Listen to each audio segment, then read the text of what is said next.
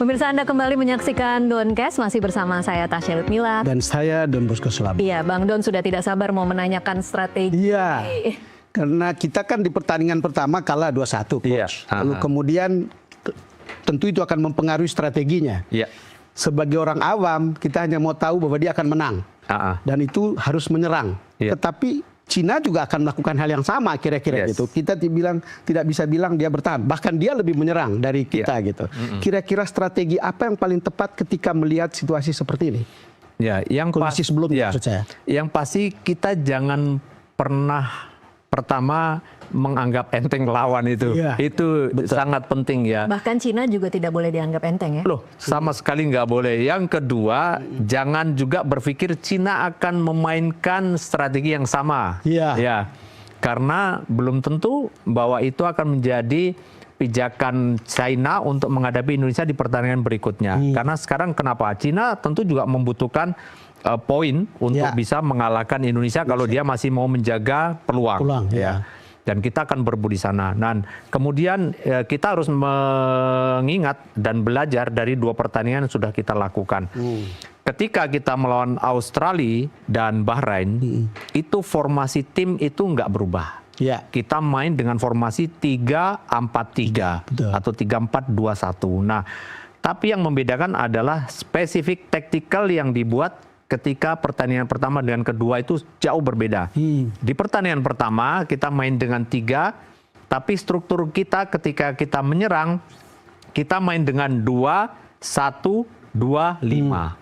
Ada 5 pemain di zona attacking atau pertahanan lawan, ya. Lalu meninggalkan hanya 2. Kenapa? Karena JIJs yang di pertandingan itu harusnya main 3 center back, dia didorong sedikit ke depan ketika kita menyerang, sehingga praktis hanya meninggalkan 2 pemain. Ya. Itu penjelasan kenapa kita kebobolan. Nah, sementara Australia dia mempersiapkan tactical dengan sangat strong, dengan sangat kuat, dengan sangat dalam di pertahanan. Dengan dia menyiapkan ada 3 pemain yang siap melakukan serangan balik cepat. Nah, sebetulnya menurut saya pada saat itu kita itu terlena dengan menyerang, mendapatkan peluang dan mainnya bagus sekali. Janjinya pada waktu itu total football. Memang itu bagus, tapi itu adalah sebuah jebakan yang tanpa disadari kita masuk ke dalam jebakan lawan. Dan itu trapping dibuat, akhirnya kita kena serangan balik yang menyulitkan kita. Karena mereka baca, jujur weakness point kita adalah tidak adanya center back yang cepat. Ya, tidak. Karena waktu itu Rizky Ridho diistirahatkan. Betul. Yang ada Verdong yang biasa ngisi wing back kiri ditaruh di center back kiri dengan Miss Hilgers yang kita tahu dia baru pertama kali main untuk tim kita dan dia pinter tapi dia tidak cepat. Nah, dia sekali lagi dia pinter tapi tidak cepat. Pinter tapi tidak cepat. Iya. Ini yang membedakan yang tadi ya. Nah, itu makanya pemilihan pemain itu penting. Nah, oleh karena itu kemudian strategi ini akhirnya mudah dikuasai atau dikendalikan oleh Australia. Nah, kemudian berkaca dari situ lawan Bahrain ada perubahan yang signifikan. Ya, sekarang kita tetap formasi 3-5-2, tapi kali ini JIJs lu tetap jaga posisi di belakang 3 nih, Rizky Ridho, ya, sama satunya kemarin si Rizky Ridho, Miss Hilgers sama si JIJs, 3 pemain. Kali kenapa Rizky Ridho dimainkan? Karena Rizky Ridho ini punya kecepatan untuk mengisi kekurangan kita pada saat lawan counter attack lawan. Kita nggak ada pemain yang cepat. Rizky Ridho bisa menjawab itu. Kemudian Verdong yang tadinya main center back kiri ditaruh lagi di wing back kiri. Ya. Kemudian yang lainnya tetap. Ya, sekarang yang membedakan adalah adanya Tom Hai dengan Pelupesi di sisi central defender. Nah, sekarang tugas itu dibuat yang keluar menyerang bukan lagi JIJs, tapi antara Rizky Ridho ya dengan Miss Hilgers. Nah, inilah yang sedikit membedakan dan kemudian ini berjalan lebih ideal. Yang kedua adalah pemahaman taktikal atau pendekatan taktikal yang dilakukan adalah tidak lagi mengambil inisiatif untuk bermain attacking di zona lawan langsung. Tapi ketika hilang bola, mereka tidak high press, tapi mereka di setting untuk mereka tarik pemain semuanya turun tanpa bola untuk ada di sepertiga lapangan tengah. Nah, disitulah sekarang terlihat kita yang kali ini memberikan trapping kepada Bahrain. Iya. Ketika Bahrain masuk di zona tengah kita, disitulah kita lakukan pressing dan kita sukses. Kemudian kita fast attack. Lawan Cina ini nanti. Nah, lawan Cina tentu berkaca dari 2 pertandingan itu, di pertandingan di China kita ball possession hampir 70% melawan 76% menurut Iya, teman. betul. Kita menang. Betul. Tapi akhirnya kita kalah. Oleh karena itu lawan China menurut saya kita harus waspadai. Cina pasti akan deep defending, kemudian akan lakukan Apa namanya? Deep defending.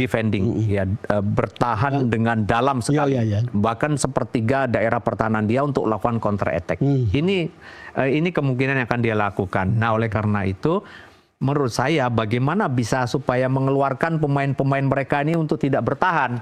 Kita harus memberikan ruang kepada Cina untuk mereka keluar. Nah, oleh karena itu jangan lakukan high press, tapi kita harus ada 2 opsi. Apakah mau di middle third bertahannya atau di sepertiga lapangan tengah, atau kita mau bertahan di on half atau di daerah sendiri. Jadi pilihannya itu. Nah, kalau mau di lapangan tengah seperti kemarin lawan Bahrain. Nah, kalau mau deep defending, ini pola yang baru yang mungkin akan bisa dilakukan. Jadi ada 2 pendekatan yang menurut saya akan dilakukan oleh tim nasional kita. Tujuannya adalah supaya menyuruh Cina keluar menyerang dari pertahanan. Ya, dari pertahanan, baru kita lakukan trapping, pressing, kemudian fast attack. Coach, ini kan ada beberapa nama pemain Cina yang juga naturalisasi. Katanya untuk kali berikut ini paling tidak ada 4 pemain naturalisasi. Apa yang coach bisa baca dari sini? Ya, artinya mereka mempersiapkan tim ini dengan sangat serius. Mereka melihat potensi Indonesia untuk bisa mengalahkan Cina ini lebih besar. Dilihat dari kemarin bahwa di possession play kita jauh menguasai mereka. Artinya kenapa? Karena kalau boleh dibilang kalau mengkomparasi sebuah tim itu biasanya kemampuan individu itu dilihat dari wah ball possession dia lebih baik. Artinya secara kemampuan individu mereka lebih bisa menguasai. Tapi kadang-kadang mereka tidak menang karena kenapa? Karena tactical yang mereka kalah dibandingkan tim yang secara kualitas mungkin tidak lebih baik, tapi dia mampu menerjemahkan tactical itu dengan bagus dan bisa melakukan satu kontra strategi menghadapi tim dengan kualitas lawan yang lebih baik. Coach, kalau tadi bicara soal ball possession ya, kemudian seperti ada pola untuk timnas Indonesia kita. Ketika kita menyerang ball possession tinggi, kita kalah. Ketika kita lebih bertahan, ball possessionnya rendah, kita justru menang. Nah, apakah memang tim ini, kalau coach melihatnya memang didesain dari dulu memang untuk posisi counter attack gitu, memang tidak bisa high press gitu? Pertanyaan yang bagus banget ini.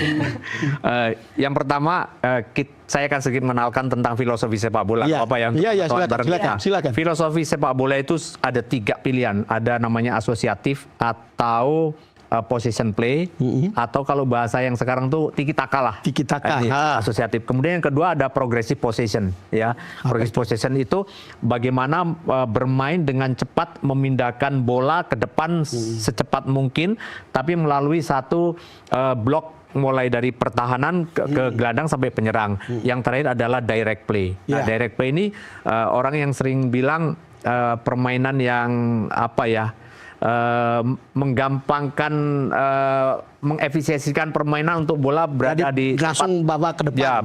Langsung ke depan melalui banyak long ball lah gitu. Dan ini, tim kita itu memang jujur kita akui ketika di fase ST menjadi pelatih tim nasional kita selalu menggunakan pendekatan yang lebih dominan untuk tim ini dirancang bagaimana membangun pertahanan yang kuat.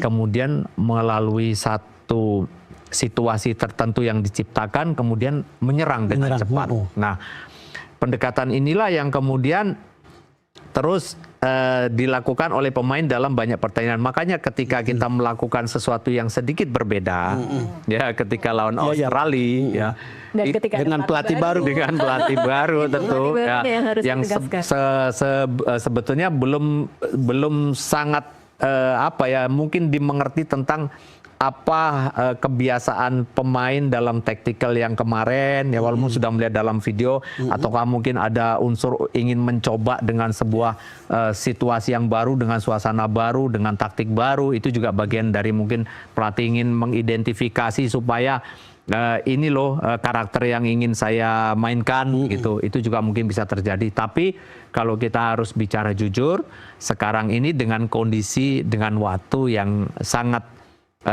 masih boleh dibilang nggak banyak untuk kita mempersiapkan tim ini, ya itu tadi pilihan yang terbaik adalah mempertahankan cara lama, gaya bermain lama ya. Ya, cara lama dengan deep defending atau mendesain pertahanan dulu di titik tertentu, ya, kemudian kita lakukan serangan cepat. Jadi itu yang mungkin menurut saya paling lebih ideal dibandingkan kita mengambil inisiatif yang akhirnya menimbulkan sebuah risiko yang besar juga. Nah, kalau dengar penjelasan Coach RD, kalau lihat nanti permainan itu, apakah kita akan melihat sejak menit awal, kita akan ada di tempat biasa saja atau langsung menyerang begitu? Ya, biasanya ada dua cara yang dilakukan oleh seorang pelatih ketika dia menginginkan pertandingan ini bisa dimenangkan dengan cepat.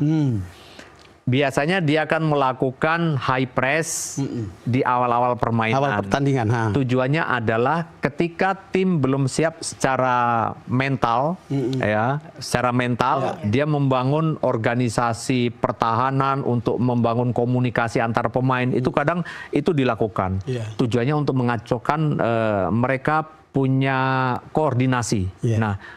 Nah, kemudian ada juga pelatih yang justru menunggu untuk lawan yang mengambil inisiatif, tapi saya menyiapkan trapping, menyiapkan jebakan untuk saya ambil di mana, kemudian saya menyerang dengan cepat. Jadi dua pendekatan itu. Tapi kalau menurut saya, kemungkinan cara yang pertama yang kemungkinan akan diambil, ya, karena kita lihat atmosfer Stadion Utama Senayan akan menjadi satu acuan untuk ini akan mungkin kita coba 10 menit pertama kita melakukan tekanan terhadap lawan, dan ini momentum. Tapi tentu berdasarkan pengalaman kita juga jangan kita ingat struktur pertahanan harus dijaga, jangan dilupakan karena pengalaman main di Australia itu betul-betul harus menjadi ukuran. Itu yang saya ingin katakan, karena ini kan pertandingan home. Beda tentu dengan pertandingan away. Betul. Kira-kira ya. Kalau lihat nanti di Senayan gitu. Ya, kalau lihat seperti ini, saya nggak tahu ya, kan kadang-kadang kita berpikir kita optimis, tapi tiba-tiba gol di menit-menit awal ke kita kan, artinya begini, Cina dalam posisi seperti itu ketika dia tahu bahwa ini pertandingan tandang gitu, dia akan melakukan apa? Saya pikir di kandang saja dia akan melakukan taktik menunggu kita, apalagi nih sekarang dia main away, kan gitu logikanya. Itu logikanya gitu. Jadi pasti dia tahu Indonesia akan sangat butuh kemenangan dan pasti Indonesia akan keluar menyerang. Jadi dari situ kita sudah bisa membaca bahwa kemungkinan besar Cina yang akan dominan menunggu. Kita bahas pemain-pemain ya. Ada Beckham Putra yang baru dipanggil menggantikan Septian Bagaskara karena cedera. Anda melihatnya ini upaya untuk menghapus dahaga Bobotoh kah, atau kebetulan kan dari Persib. Atau Patrick Kluivert benar-benar akan memberikan kesempatan? Yang pertama kalau kita melihat bagaimana pergantian Beckham Putra ini masuk menggantikan Bagaskara, kan sebetulnya beda posisi ya. Bagaskara itu kebetulan juga mantan pemain saya di klub sebelumnya, itu striker. Real striker. Ya, dia sekarang di posisi oleh Romani ya. Sementara si Beckham Putra ini kan dia bisa pemain yang memfungsikan diri sebagai pemain nomor 10 atau second striker, atau pemain nomor 8 gelandang, atau dia bisa seorang winger. Tapi kalau Anda melihat kekuatan dari seorang Beckham Putra, kira-kira mampukah menggantikan Marceng misalnya? Ya, saya pikir Beckham Putra pemain yang bagus. Dia punya kecepatan yang jauh lebih bagus dari Marcelino. Tapi Marcelino punya kelebihan, dia sangat smooth dalam dribbling dan dia pintar menempatkan posisi.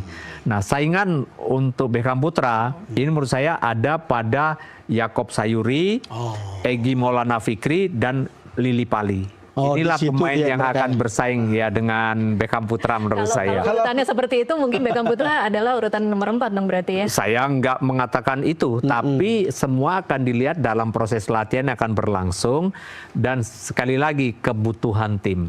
Nah, apa yang akan didesain? Apakah kita akan benar-benar real main dengan 3-4-3 melalui winger kita yang diekspos untuk benar-benar dari luar? Tentu mungkin bukan Beckham. Mungkin Sayuri, tapi kalau dibutuhkan untuk yang infilter, ya mungkin Beckham. Jadi sekali lagi tergantung taktik yang akan dibuat. Cuman memang kita kehilangan Marcelino Ferdinand ya dalam 2 pertandingan, 2 gol, 1 assist. Kan gitu. Itu sebetulnya sesuatu banget begitu. Yang dalam level itu di penggantinya siapa sebetulnya? Ya, kalau melihat dari 2 pertandingan sebelumnya, di mana Ferdinand ketika kita menguasai bola melawan Bahrain dan Australia pun dia selalu akan create space di sisi sebelah kanan. Ya, dia menciptakan ruang di sisi sebelah kanan dan itu menjadi target passing pemain belakang kita atau midfield kita kepada dia. Nah, kalau saya lihat siapa pemain yang biasa melakukan pergerakan di posisi itu ada 2 pemain. Egy Maulana Fikri atau Yaakob Sayuri. Jadi 2 pemain itu. Nah, kalau Beckham Putra sama, kadang-kadang dia juga bermain di posisi itu. Tapi Beckham cenderung justru dia lebih dominan untuk dia masuk ke tengah. Ya, jadi yang membedakan karakter 3 pemain di sana. Tadi disebut Yaakob Sayuri, kan itu ada kembarannya. Betul. Yance Sayuri. Apakah mereka ini harus bermain berdua atau boleh pisah-pisah? Gitu? Saya rasa enggak ya, bisa ya. Bisa. Soalnya kembar identik. Oh iya, memang ada beberapa momen di mana mereka kadang-kadang kalau si adiknya sakit, kakaknya juga ngerasa ikut merasakan hal yang sama. Itu menariknya. Itu menarik memang. Tapi saya rasa di beberapa pertandingan juga kemarin ada beberapa kali ketika Yaakob istirahat, Yance yang main atau sebaliknya Yance istirahat, Yaakob yang main. Dan dua-duanya kebetulan posisinya bisa sama bisa beda. Karena Yance itu lebih banyak bisa bermain di beberapa posisi. Ya, saya pernah lihat Yance main di center back, pernah main di wing back, kemarin juga main di winger. Tadi kalau pelatih meninggalkan salah satunya oke lah.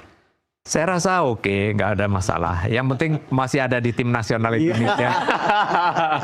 Coach, ada 4 pemain yang pernah masuk di timnas, tidak dipanggil, kemudian dipanggil lagi. Stefano Lily Pali, Asnawi Mangkualam, dan Sayuri bersaudara itu masuk. Menurut Coach, kira-kira mereka akan bisa cepat beradaptasi dengan tidak dengan coach baru, dengan pola bermain saat ini? Ya, saya selalu percaya kepada apa yang diperlihatkan bagaimana mereka bermain di kompetisi. Kita ingat pemain kita yang kemarin sangat bagus bermain, Ricky Kambuaya. Sebelum dia main lawan Bahrain, di kompetisi dia main luar biasa. Dan itu bisa diterjemahkan dengan sangat baik ketika lawan Bahrain. Nah, saya juga melihat beberapa kali ini mulai nih Egy Maulana Fikri, kemudian Yaakob, Yance Sayuri dan Beckham Putra bermain dan Lily Pali juga bermain di kompetisi, mereka luar biasa. Dan saya pikir apa yang sudah diperlihatkan dalam beberapa minggu terakhir bersama klubnya, itu saya yakin 100% dia akan bisa bermain dengan performa seperti itu. Karena itu biasanya apa ya, kita itu inline gitu. Kita bisa tahu bahwa kondisi pemain itu, performa pemain itu sangat signifikan dengan penampilan mereka sebelum-sebelumnya. Kalau lihat penjelasan Coach RD, apakah itu berarti pemain lokal non naturalisasi nanti akan lebih banyak kali ini yang masuk dalam tim? Menurut saya kemarin ada penggantian pemain ketika lawan Bahrain yang menurut saya jujur ada beberapa pemain-pemain yang kalau pada waktu itu ada di skuad kita itu mereka sebetulnya mampu menggantikan perannya. Contoh di sisi kanan ada Asnawi Mangkualam yang menurut saya juga nggak kalah kok sama siapa Kevin Dix, nggak kalah ya. Kemudian juga kita juga punya pemain sayap nggak kalah kok sama Orat Maun. Di posisi itu ada Yakob Sayuri, ada Egy Maulana Fikri yang saya waktu berapa kali saya sampaikan, karena sekarang dengan kompetisi kita yang menurut saya juga persaingannya semakin ketat dan banyak pelatih-pelatih yang punya taktikal berbeda di setiap klub, itu menambah wawasan pemain-pemain kita untuk improve lebih baik lagi, dan itu yang menurut saya terjadi saat ini. Dan ini baik sekali untuk pemain-pemain, akhirnya ketika mereka dimainkan, saya yakin mereka tidak kalah kualitas. Oke, sebelum kita break lagi sedikit saja, Martin Paes kan tidak akan main, jadi Emil akan debut. Kira-kira coach melihatnya bagaimana? Ya, saya rasa Emil experience sekali dengan klub-klub besar dia, dan kemudian juga tidak mainnya Martin Paes, saya rasa tidak terlalu banyak mengganggu kekuatan tim ya. Karena tidak, menurut saya ya, saya percaya. Dan tinggal sekarang bagaimana kita mendesain tim belakang pertahanan kita ini harus waspada mengantisipasi serangan balik cepat lawan, dan ini yang menurut saya harus benar-benar diperhatikan. Ya. Oke, kita harus break dulu sejenak, nanti akan kita lanjutkan di segmen selanjutnya. Pemirsa tetaplah bersama Doncast, kami akan kembali sesaat lagi.